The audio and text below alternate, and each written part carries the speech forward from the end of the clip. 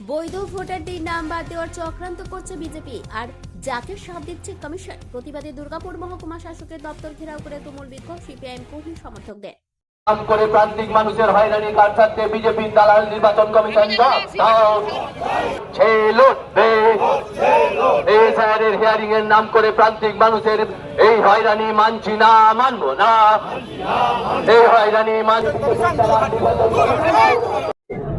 আমরা নামলাম। আমরা শুধু আজকে নামিনি, এসআইআর শুরুর প্রক্রিয়া সময় থেকে আমরা বামপন্থী পার্টি সিপিআইএম এর পক্ষ থেকে বারংবার যেটা বলেছিলাম যে ভোটার লিস্ট ত্রুটিমুক্ত হতে হবে, মৃত ভোটার ভুয়ো ভোটার হচ্ছে বাদ দিতে হবে। একাধিক জায়গায় নাম আছে এইরকম ভোটারদের নাম বাদ দিয়ে ভোটার লিস্ট সংশোধন করতে হবে, ত্রুটিমুক্ত করতে হবে।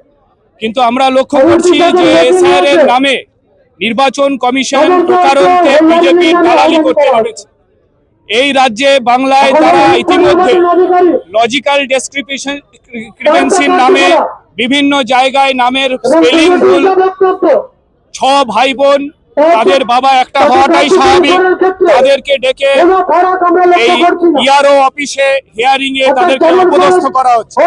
শুধু তাই নয়, গোটা দুর্গাপুরে দুটো বিধানসভা এলাকায় প্রবীণ নাগরিক 80 ঊর্ধ্বে বয়স, আমরা বলেছিলাম পার্টির পক্ষ থেকে 80-85 ঊর্ধ্বে যাদের বয়স তাদের বাড়িতে যান, বাড়িতে গিয়ে তাদের হিয়ারিং। অসুস্থ মানুষ তাদেরকে এখানে আসছে, তাদেরকে প্রশ্ন করা হচ্ছে, তাদের জন্ম প্রমাণপত্র না তাদের কাছে, তাদের বাবা মায়ের জন্ম প্রমাণপত্র চাইছে। বিক্ষোভ শেষে দাবি সম্মিলিত স্মারকলিপি তুলে দেওয়া হয় দুর্গাপুরের মহকুমা শাসকের আধিকারিকদের হাতে। বামেদের এই আন্দোলনকে একযোগে কটাক্ষ করেছে তৃণমূল ও বিজেপি। সিপিএম মহাশূন্যে অবস্থান করছে, কোনো গুরুত্ব নেই, কোনো মিটিং মিছিল নেই, কোনো আন্দোলন নেই। বাংলাকে খতম করেছে, শেষ করেছে 35 বছর ধরে, অপ্রাসঙ্গিক হয়ে গেছে। যা 211 দম্ভ দেখেছিলেন তারা জিরো। দুর্গাপুরের মানুষ জানে, তৃণমূলের বিটিভি জানে, যখন তৃণমূল পারে না সিপিএমকে এগগড়ি দেয়, ফিশ ফ্রাই খায়, ওয়াল রং করে দিচ্ছে, পার্টি অফিস তালা খুলে দিচ্ছে, কারণ জানে ভোটটা কাটলে আমাদের লাভ আছে। তাই সিপিএম মাঠে নামিয়ে দেওয়া হয়েছে কিছু লোককে, এখন তারা করছে, করতে দিন।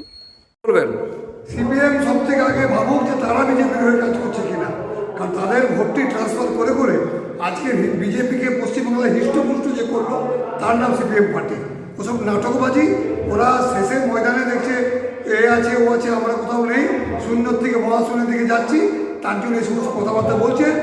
রাজ্যের প্রশাসনে যারা আছেন আমি মনে করি না তারা কোনো রাজনৈতিক দলের হয়ে কাজ করে, তারা নিরপেক্ষভাবে কাজ করে না। যদি কিছু ওনার বলা থাকে তাহলে নির্বাচন কমিশনের যিনি জ্ঞানেশ কুমার তার নিয়ে বলুন না, যার নির্দেশে গোটা নির্বাচন কমিশন চলছে। এসব পুরো কথা, এ কথার কোনো দাম নেই।